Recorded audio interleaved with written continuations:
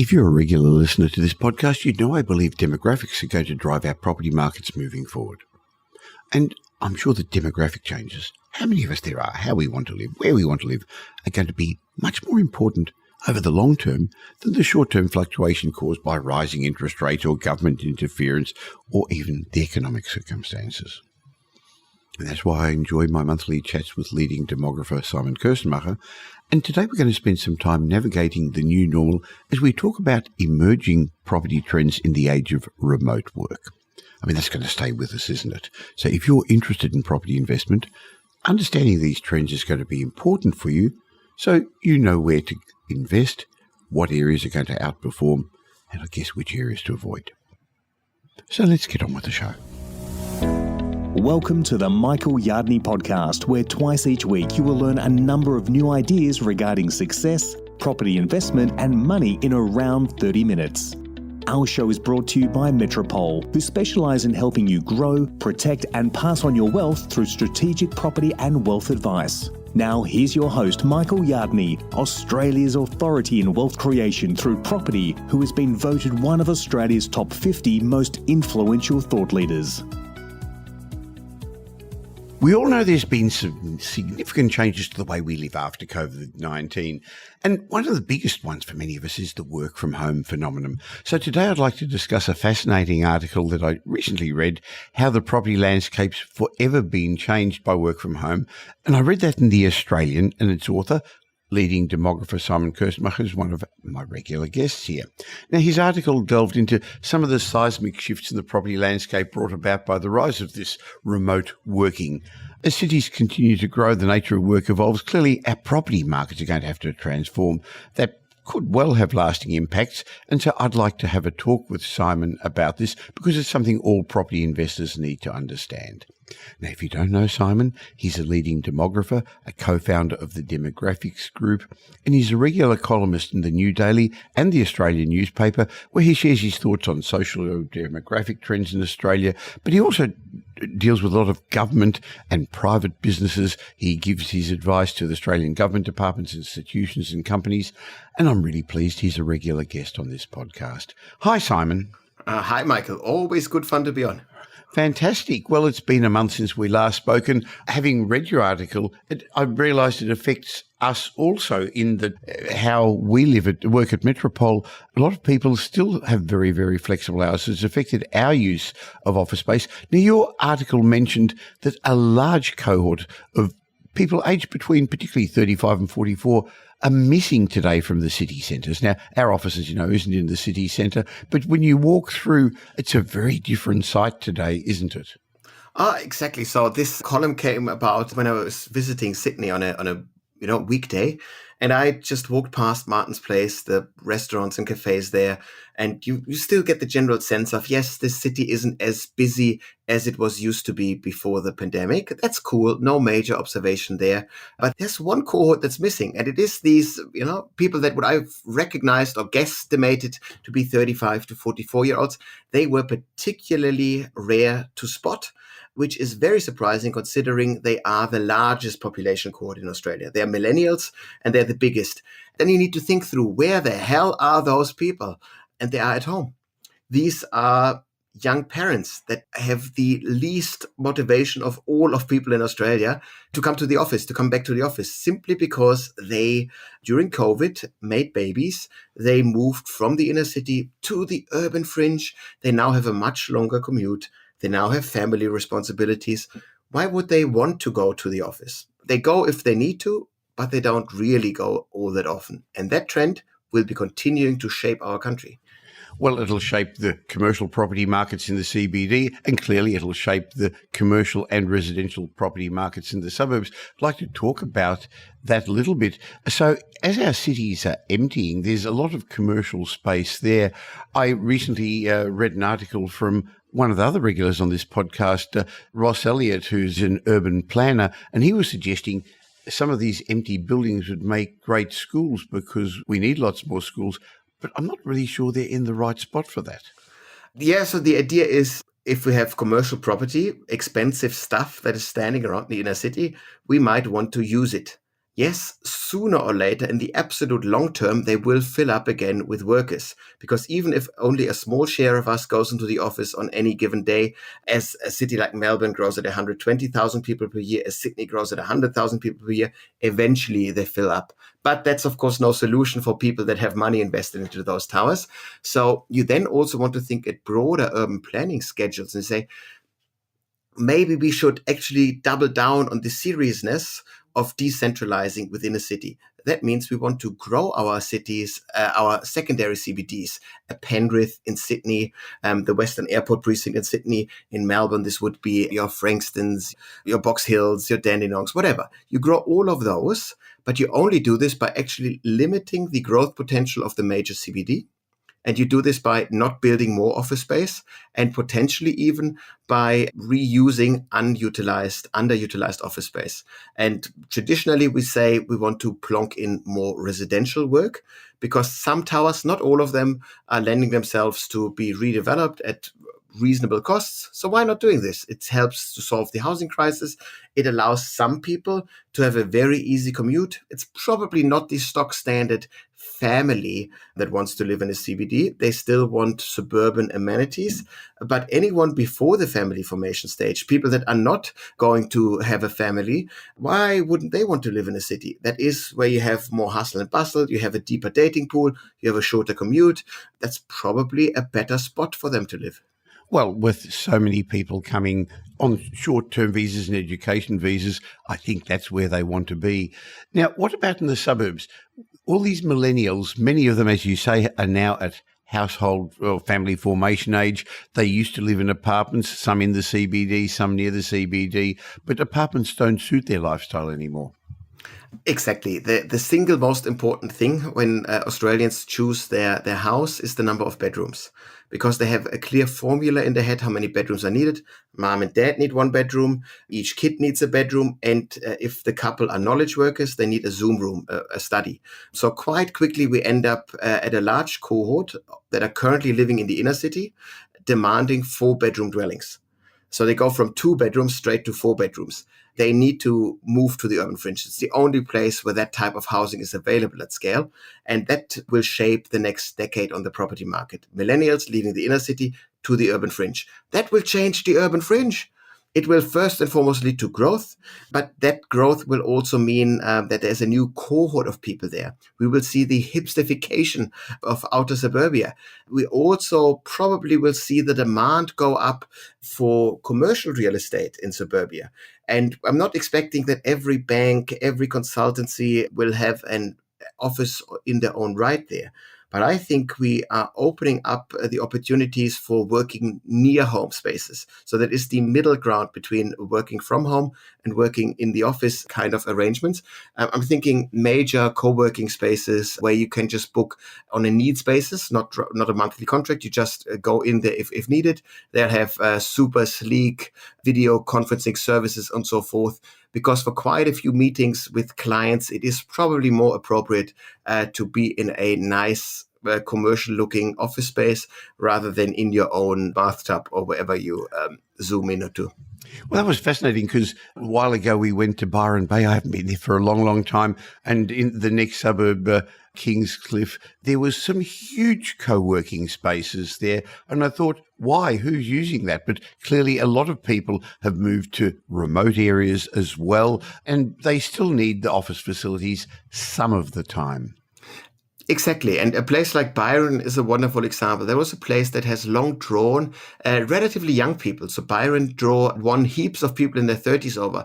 And this is the opportunity for any regional town over the next 13, 14 years is to snatch up a part of this millennial cohort that is moving anyways. So once you are on the move, you can be snatched up. If somebody who moves from inner city Melbourne because they need a family-sized home, why can't Adelaide grab them? Why can't Byron Bay grab them? They are on the move.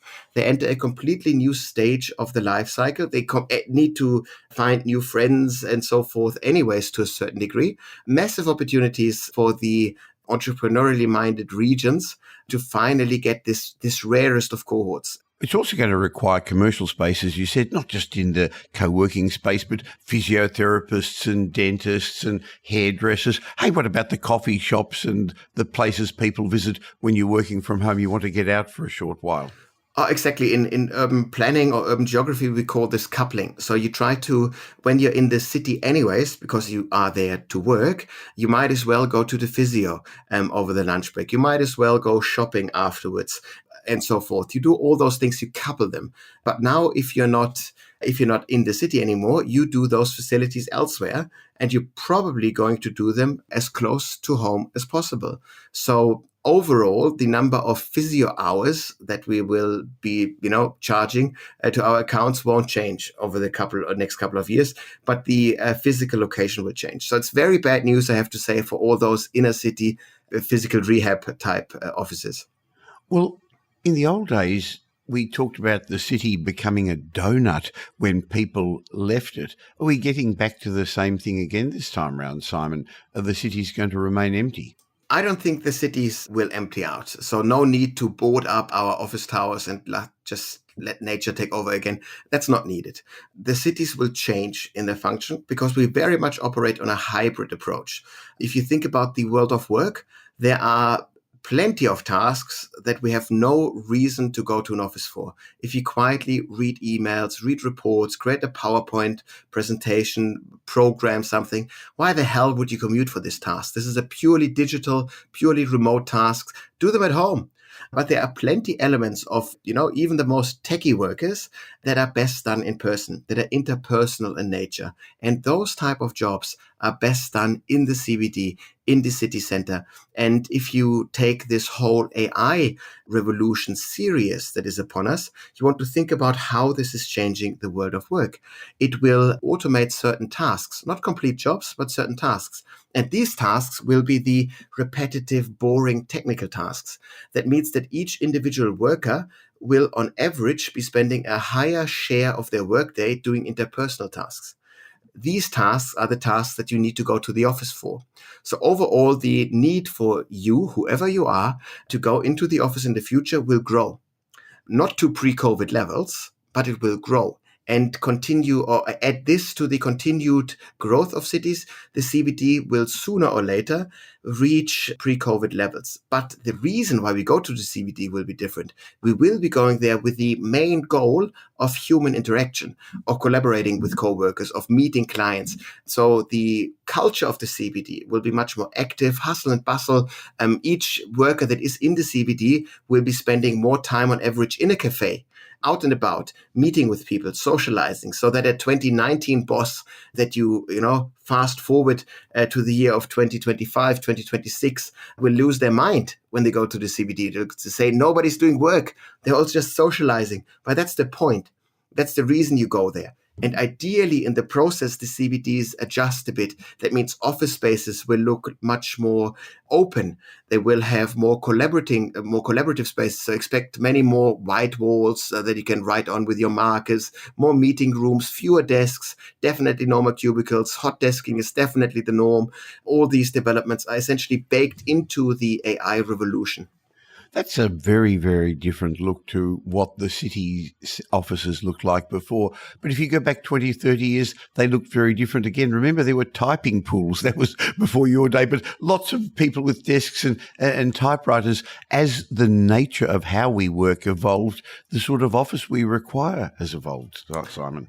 Exactly. And it's very important when we look at the future, when we look at future trends, that we constantly remind ourselves that change is natural, that it is nothing to be fighting off, it is nothing to be scared of, but it is, particular if you're an investor, it's something that you want to have very much front of mind. Because as the world is changing, so should your tactics, so should your portfolio. And I hope your listeners are keeping this in mind when they make their next decisions. Well, it's interesting. Where one can work depends upon the tools you use. So 100 years ago, the tools were the plows on the farms, and so that's where people worked. And then the tools became factories, so we industrialized, and then the tools became photocopiers, and we ended up working in offices where the big machines were. I guess the tool today is a laptop, isn't it? For some people, for many people. And so therefore, you can work in a different place. And that's, of course, we're talking about a rapidly growing slice of the population cohort. There will be plenty of jobs that are location driven. Retail, hospitality jobs, they are wherever those service offerings are. Tradies are by nature very flexible. They drive to wherever their services are needed. So you have a very stationary cohort, you have a very mobile cohort, and you increasingly have a flexible cohort that can change where they work based on the tasks at hand on any given day. But overall, we see a relative weakening of the CBD, a relative strengthening of wherever the people live. So what's all this going to do to infrastructure, and particularly transport infrastructure? I mean, we know that there was close to 500,000 people came to Australia over the last 12 months. Some of those were students who aren't necessarily going to have cars. They're going to live close to the universities or in the CBD. But how is our infrastructure going to cope with all this? Yeah, well, additional population growth always means more pressure on existing infrastructure. I would hope that as a country, we do whatever we can to rein in urban sprawl, because this massive urban sprawl that we are experiencing just means that each and every Australian needs to spend money on an ever-growing traffic network. And that is expensive. So if you limit urban sprawl, ultimately we can improve our infrastructure because more dollars go to each kilometer of network. That is beneficial. But where populations are clustered now will increasingly be the urban fringe. So it means we'll see a big investment there. And the main goal must always be to keep the connectivity attractive from the urban fringe to the city center. And the better we improve this connectivity, we can dictate where people move to. Well, I've read in the past about how the urban fringe is going to be so hard to build the 20-minute neighbourhoods that we've spoken about before, to have not just an Aldi, but have an Aldi and a Coles and a Woolworths, to have a multiple choice of not just shopping, but recreation, religious places, gyms, things like that as well. It takes a while to develop that infrastructure, Simon. Exactly. And the sad thing about these developments is that the private sector operates at a faster speed than the public sector. That means we are building housing and your Aldis and your Coles on the urban fringe at a faster rate than we build infrastructure. And that then leads to frustrated and underserviced populations, at least temporarily.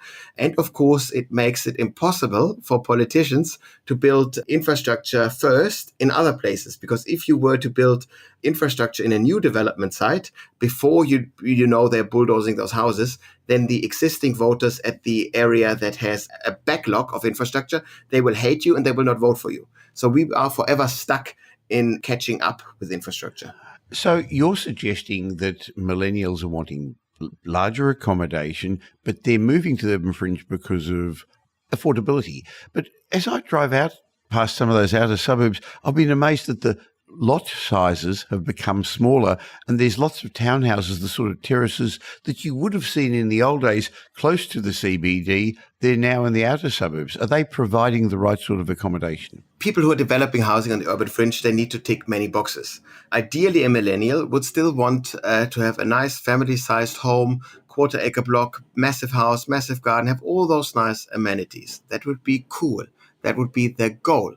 But is it realistic? Absolutely not, because housing is so expensive. You need to make sure that you can deliver an affordable house. The easiest way of doing this is to cut down the lot size as much as you can, and then to build a relatively cheap box on top. That's the only way that you can cope, because developers, they can't, they don't have magic tricks. They can't develop anywhere a quarter-acre block at an affordable cost for a, medium income family.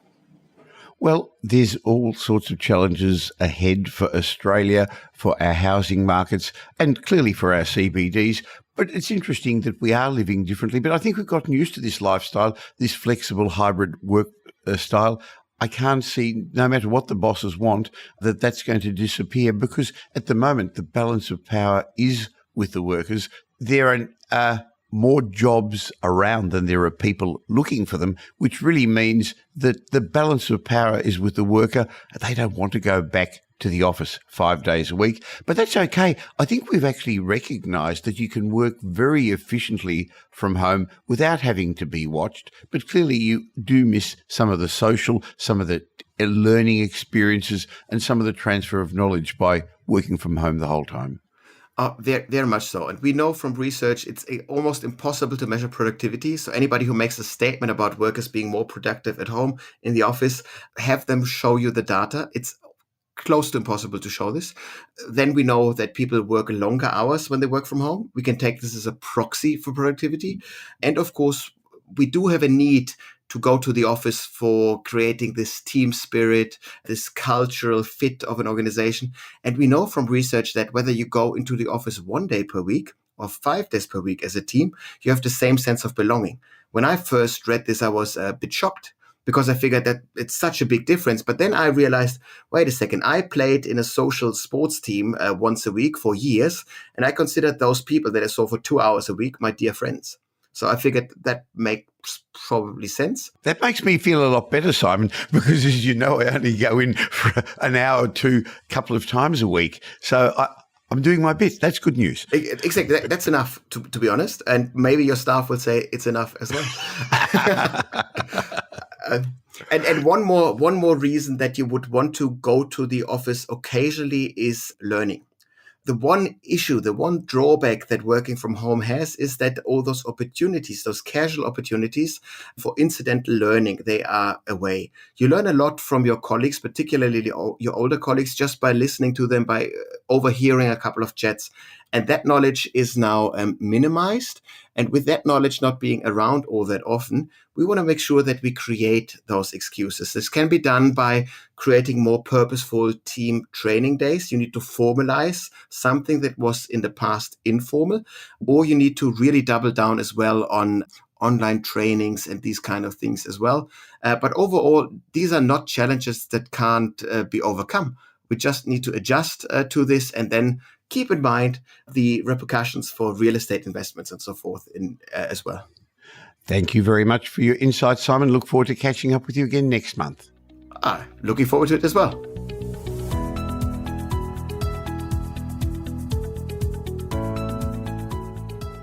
I hope you enjoyed my chat with Simon Kuenstenmacher. And if you did, and you're not currently subscribed to this podcast, please stop for a sec. In a moment, I'm going to share my mindset message with you. But stop for a sec and subscribe or follow whatever your podcast app asks you to do, so that twice a week you're going to get these regular shows. And by the way, if you like my chat with Simon, he's been a regular guest for a number of years. You can go back into the archives. There's lots of great lessons. Each shows its own lesson on property investment, success and money. Now, one of the things you would have heard Simon and me discuss is how it's important to understand the demographic changes that are going to drive the shape of our cities, where people are going to want to live and how they're going to want to live. And one thing is certain, and that's that Australia's population is going to keep growing very quickly. In fact, estimates suggest that our population will double in the next 60 or 70 years. That's hard to fathom when you consider that it took us over 200 years to get to where we are today. So what are our cities going to look like? Obviously, we've got a housing problem at the moment, but if you look as long-term as an investor, you need to own the sort of property that's going to be in continuous strong demand, not just now, but if you think about it, you've probably got quite a few years before you retire, and possibly you're going to want to pass your properties on to your kids, so they've got to be in continuous strong demand for 30, 40, 50 years. So that's the sort of research that Metropole does, and why we love working with people like Simon. And demographics is going to describe our destiny, and it's going to determine the sort of properties that are going to outperform. That's one of the various areas our research department looks at. So I think it's going to be important. Actually, I know it's going to be important moving forward. So even though we're at the beginning of a new property cycle, and even though it's now a great time to take advantage of the next phase of the property cycle, you can't just buy any property. That's why I recommend you have a chat with our team at Metropole and have an obligation-free clarity consultation with one of our property strategists to discuss your goals, to discuss your options, and point you in the right direction. You see, property investment's a process. It's not an event. You can't just buy any property and hopefully it's successful, especially over the long term. So in my mind, formulating a plan and getting the right advice is more critical than ever now. And we're much more than just buyer's agents. We help our clients strategically grow their wealth safely so they can pass it on to future generations. So if you want to take advantage of the demographic changes, if you want to understand the research we're doing and why we're only selecting certain locations in each of the capital cities, go to metropole.com.au and have a chat with my team. Now here's Michael's mindset message. Remember, a change in your thinking will lead to a change in your life.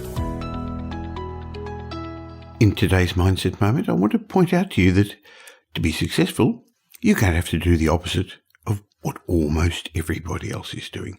To find success, sometimes you're going to have to dismiss common beliefs. You're going to have to do the opposite of what most people are doing.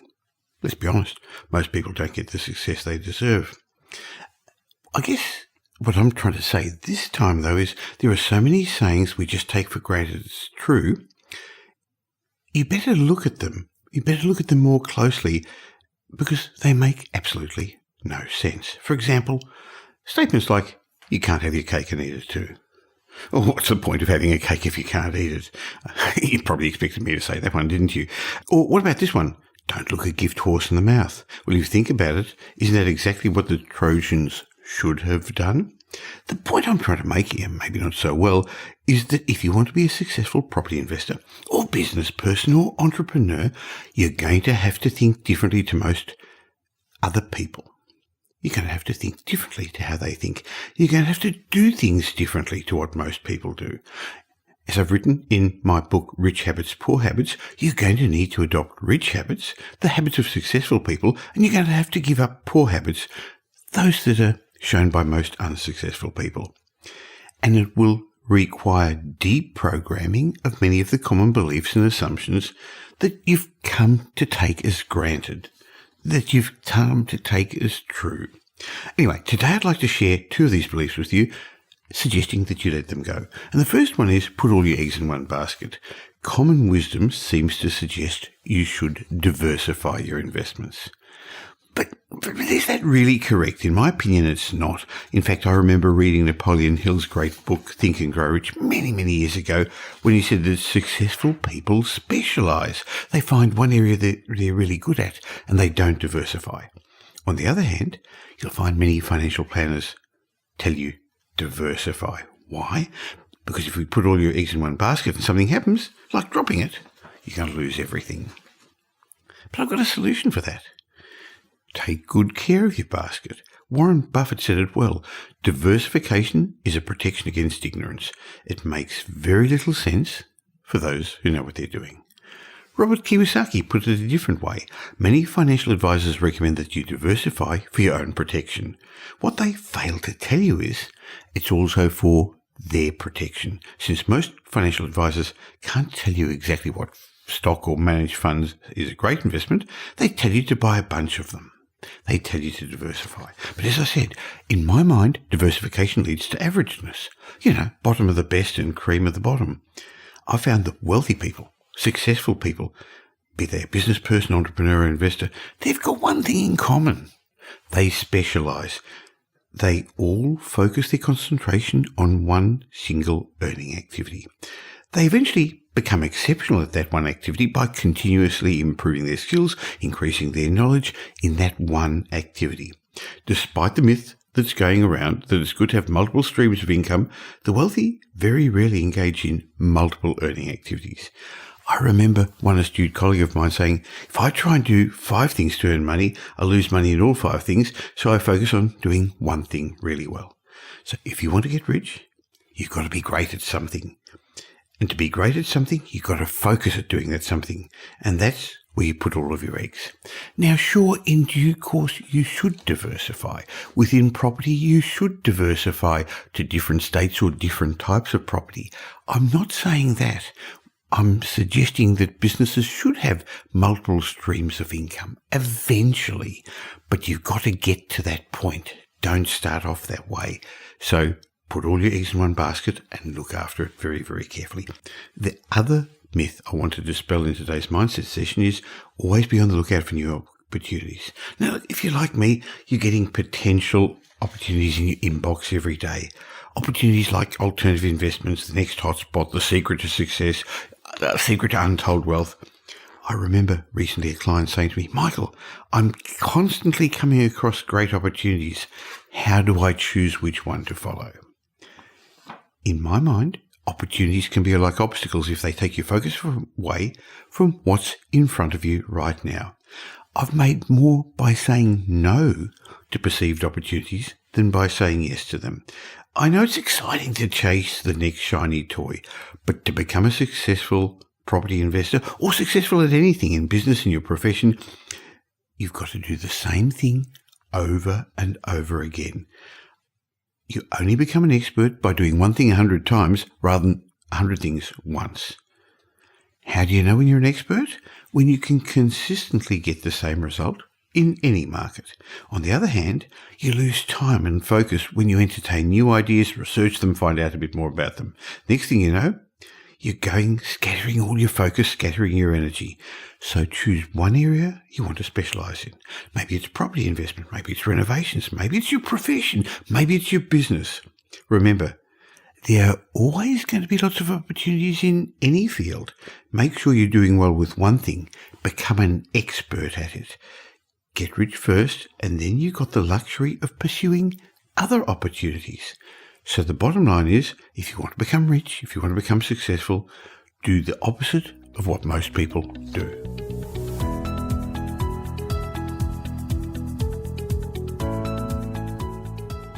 Well, thanks for spending the last little while with me, and I hope you got some benefit from this show. If you did, and you know somebody else who'd also benefit, please tell them about the Michael Yardney podcast. There's a share button on every podcast app. On Apple Podcasts, there's 3 little buttons down the bottom. Press it and share it, or just tell them about the Michael Yardney podcast. I hope you're going to be doing them a favour, and you'll definitely be doing me a favour and helping me in my quest to make as many people as possible financially literate. Now, there's ways of catching up with me between these shows. Just look for Michael Yardney on social media, or why not join my private Facebook group? Go to Facebook and look for the Property Update Facebook group. And I have a way of saying thank you to you for subscribing to this podcast. Go to podcastbonus.com.au. There'll be a link in the show notes, podcastbonus.com.au, where you can get a bunch of ebooks and reports. My way of saying thank you. And when you've got time, why not listen to some of the old podcasts? There's individual lessons in each of those that I think would be helpful for you. I'll be back again real soon. In the meantime, have a great week. Make it a great week. Thanks for listening to this episode of the Michael Yardney podcast, which was brought to you by Metropole, who help their clients grow, protect, and pass on their wealth through strategic property and wealth advice. If you like what you heard and don't already subscribe, you'll find us on iTunes or on your favourite Android app as the Michael Yardney Podcast. Watch out for our next show, which comes to you twice a week, and you'll learn some new ideas about property investment, success and money in around 30 minutes. To get more of Michael's thoughts, go across to www.propertyupdate.com.au and sign up for his daily morning briefing, and you'll hear from not only Michael but a group of leading property success and money experts. And just a reminder that the information you heard in this show today is general educational advice and not specific investment advice, as we don't know your personal circumstances. If you're looking for specific advice, why not ask the team at Metropole to help you?